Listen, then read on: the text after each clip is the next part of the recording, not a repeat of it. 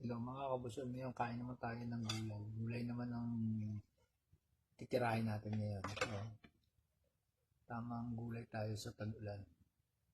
Kain na.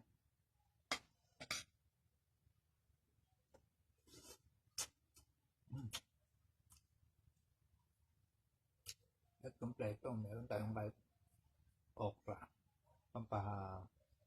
Pampababa ng sugar yan.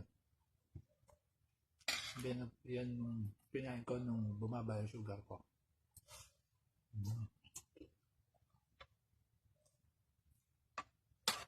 Meron tayong dito yung pechay.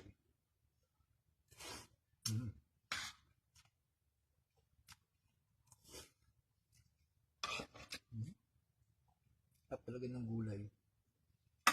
Healthy na. Yummy pa. Ang baba pa ng buhay.